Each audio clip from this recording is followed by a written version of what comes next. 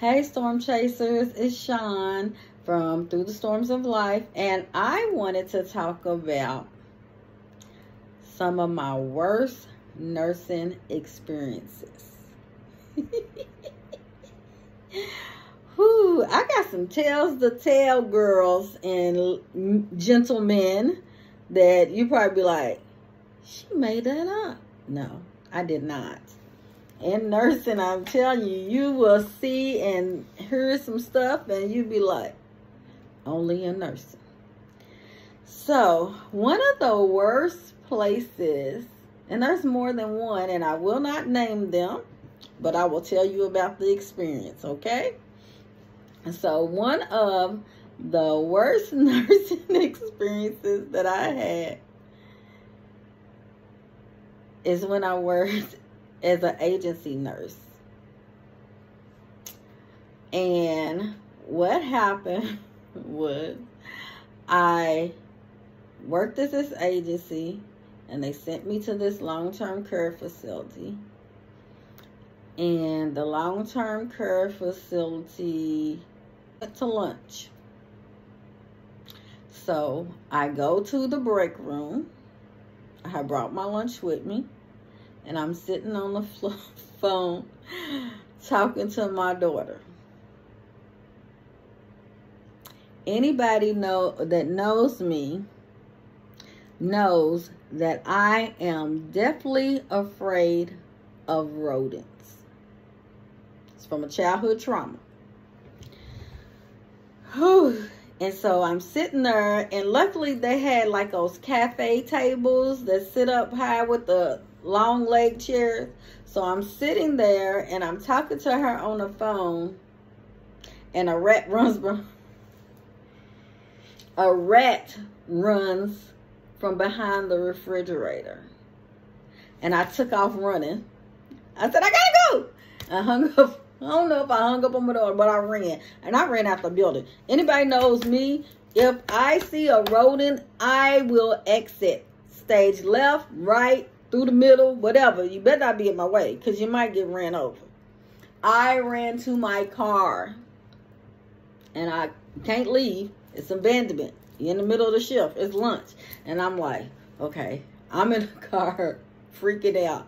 How many hours do I have left? How many hours do I have left? I was only doing an 8-hour shift.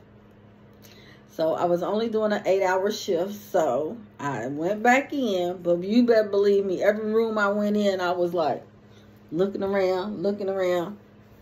And I had signed up to work like 4 days there. I worked my 4 days, but I ate my lunch in my car. I took my break in my car. I took no bags or anything in with me. And I told, they wanted to hire me. No, no. Never went back there. That's number one. Number two was a facility, and it used to be a huge like mansion. And I got there and they had no AC. It's in the middle of summer and it's like 96 degrees outside. And it's probably like 115 in the building. And you did 2 halls. You had a court and you had 2 halls, but they were on separate floors. So you have to get on this rickety elevator and go from one floor to the next floor. All the residents was all sweaty. They had not windows. They had fans in their room, and they had these things called sump coolers. I had never heard of it, never saw it in my life. And they were filling them up with ice, and they had extension cords with them plugged in. Another place that wanted to hire me. I worked there 2 days, and I didn't go back. It's good money, but you talking about I was drenched. One more. What's another one? I know I got 3 in me. So we have the rat. We have the AC. One of them is a ride to the place. Because I lived in Colorado, and I would travel and go to different facilities. And I had to drive to this little town. It smelled like cow manure when you got so far into the town, because that was their main resource and source of income. And then a car is in front of me, and it's a small car. I was driving my husband's Cadillac at the time. It was a small car, and a moose starts walking across the street. A moose walks up, and he's taking his time. And the car in front of me was like small, like a Volkswagen Beetle.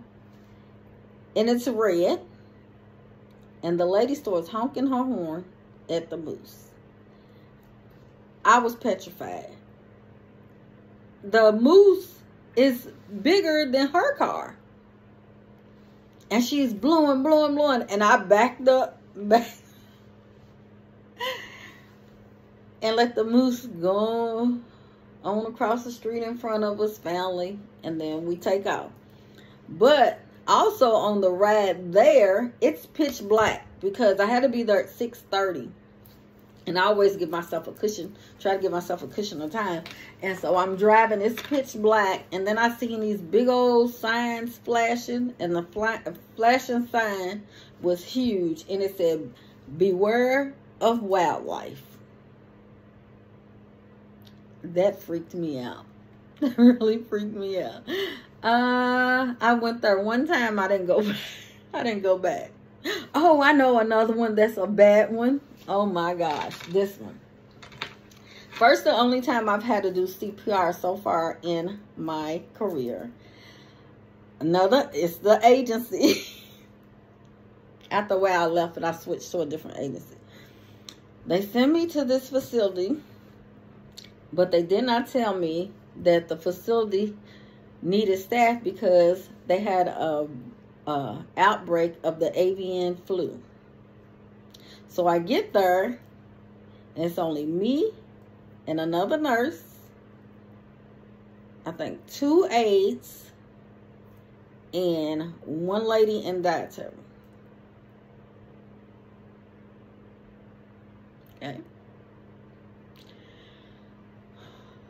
Because when you work agency, it will prepare you to walk into anything. So when you get there, you just like, just gonna have to deal with this. It's only for a day. I learned after a while, you only pick up a day at a time. Then you got to try it out first, see if you like it. And then if you don't, I know that's not for me. Oh, I have 2. Okay, so then I go outside for my break, and I'm talking to my husband. One, I didn't know that I was across the street from their projects. And so you heard a little pew pew. And then, but I'm sitting out there because you could tell it's way on the other side. It's not nowhere near me. Ain't nobody running, screaming, hollering. I don't know if they was just doing it just to be doing it. No sirens, nothing like that. When I go to walk back in, one of the aides runs to meet me. And she was like, "She needs you. She needs you." And I'm like, okay. And I go in, and when I walk in, they stuck the phone in my hand. And I say, "Hello?" And they was like, "Ma'am, what's your location?" And I was like, "Who am I speaking with?" And they was like, "This is 911. What's your location? What's the address?" I didn't remember. I'm a person that gets lost. So I use navigation to get there. I was like, I don't know. Let me see. And I'm flipping through stuff, trying to get the address. And I was like, "Who's the nurse that initiated the call? Put her back on the phone." Then the aide comes running back from around the corner. She was like, "She needs you. She needs you in the room. She needs you in the room." And I'm like, "What room? Where am I going?" Because this is not my hall that I'm working on. I go in the room. This was a horrible experience. And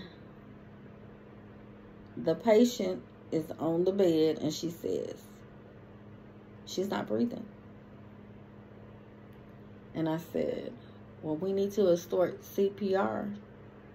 She tries to start CPR with the lady in the bed, no backboard, because it's a nursing home. And I was like, no. So I got the backboard, slid her onto the floor.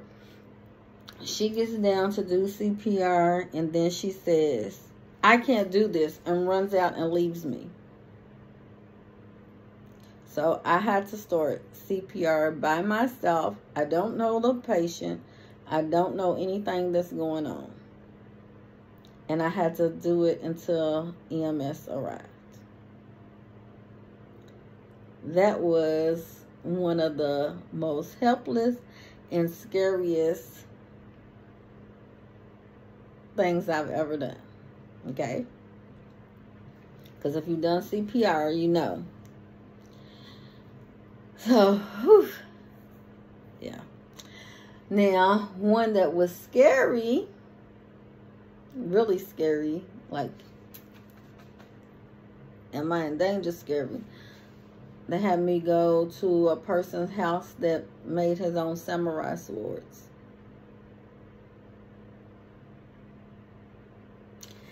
And they kind of give me a little heads up. He's a little weird, strange, and whatever.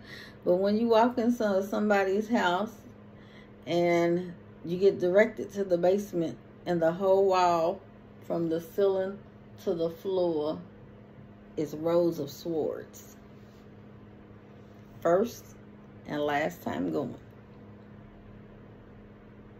So I can't do home health because I have another story, but that's gonna be the worst interviews of my life. So storm chasers, hold on to your seats because I got some stories for y'all. All right, I think I'm done for today. I'm tired.